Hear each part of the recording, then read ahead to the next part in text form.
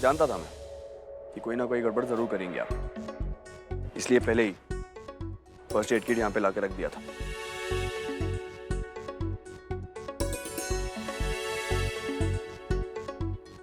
चोट लगाने का पुराना पेशा है आपका या फिर कोई नया शौक चढ़ा है आपको?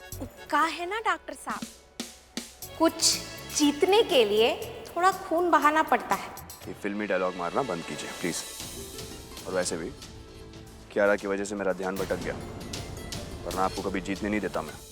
आप ना डॉक्टर साहब पतंगबाज नहीं बहानेबाज है। नहीं मान काहे नहीं लेते, हम आपको दिए 2 पटके। क्या? आपके पतंग को पटक दिए। आपके कहने से क्या होने वाला है? अगला राउंड मैं ही जीतने वाला हूँ। बहन ये तेरे लिए फोन आया है, ले 1 मिनट रुकिए। हेलो, जय माता रानी, कौन बोल रहा है? हेलो हेलो, अरे फोन किए हो तो कुछ तो बोलिए। हेलो, हम अभी हेलो हेलो, अरे बहन कहाँ चली?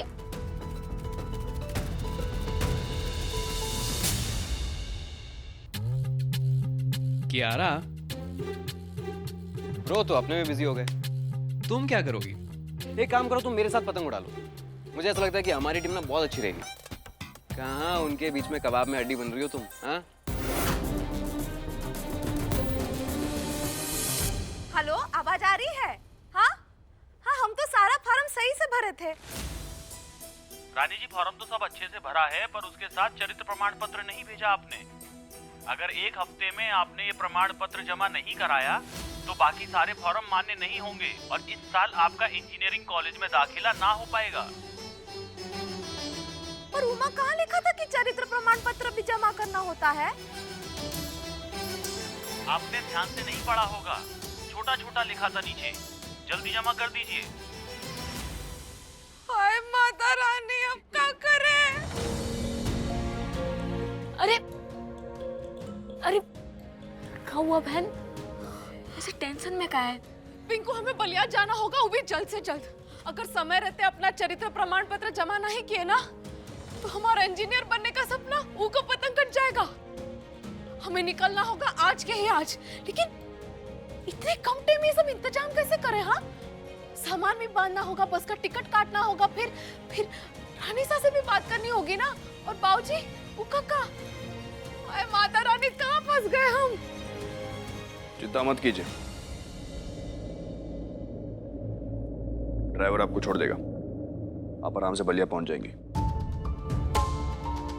देखिए, हम इंतजाम कर लेंगे, आपकी मदद की जरूरत ना है। जिद करने का वक्त नहीं है ये। कहा ना मैंने कि ड्राइवर आपको छोड़ देगा। हम ड्राइवर नहीं, तुम खुद जाओगे रानी को लेकर।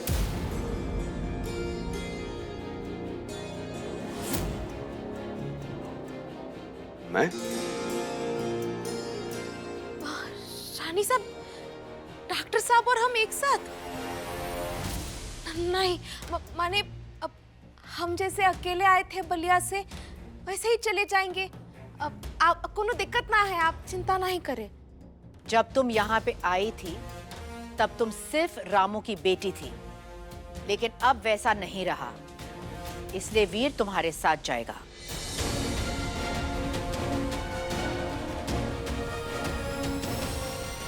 काम इतना जरूरी है, तुम्हें तो जाना ही पड़ेगा वीर।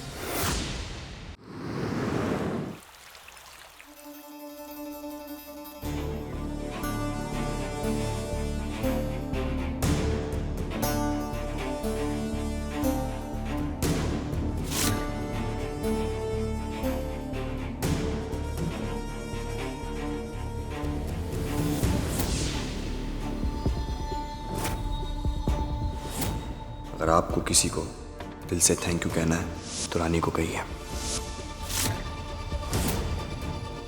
क्योंकि ये सब सिर्फ रानी की वजह से हो पाया है।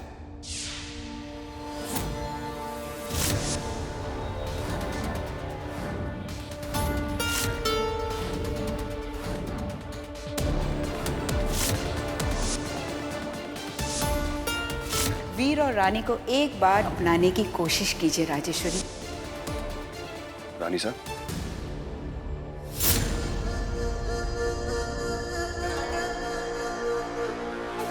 जुबान पर ताला क्यों है? पूछो जो पूछने आए हो। रानी के साथ बलिया जाना जरूरी है क्या?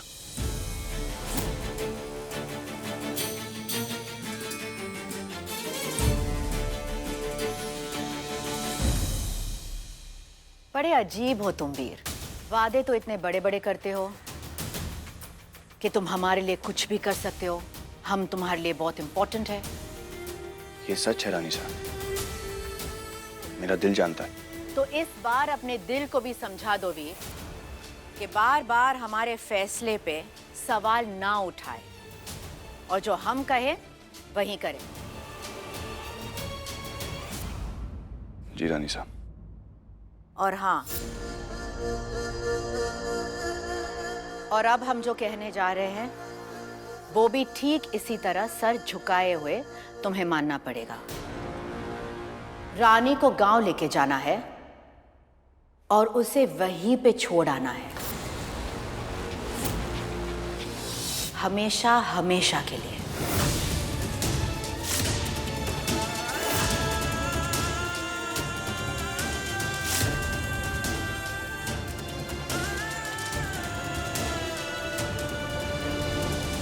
हमेशा के लिए? मगर क्यों रानी साहब? क्यों? कहीं तुमने इस लड़की को सचमुच अपनी पत्नी तो नहीं मान लिया? तुम्हारे इस क्यों के 1000 जवाब है हमारे पास, लेकिन तुम मुझे एक जवाब दो वीर। क्या एक पढ़ा लिखा डॉक्टर एक गवार के साथ अपनी पूरी जिंदगी बिता सकता है?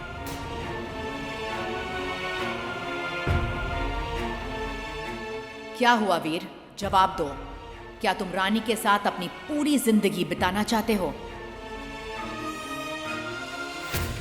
नहीं ना, हम जानते थे। अभी भी तुम्हारे मन में कोई सवाल है? एग्जैक्टली। इस रिश्ते का कोई पॉइंट ही नहीं है। इनफैक्ट रानी का हमारे यहाँ रहने का भी कोई पॉइंट नहीं है। सब लोग नाखुश हैं, तुम, हम, यहाँ तक कि वो खुद भी। इनफैक्ट अच्छा है कि उसका बलिया जाना हो रहा है, इसलिए इस बार चुपचाप अपनी अक्ल लगाए बिना रानी के साथ जाओ, उसे गांव छोड़ाओ जिस मिट्टी में वो पली बड़ी है, क्योंकि अब रानी का यहाँ रहना नामुमकिन है।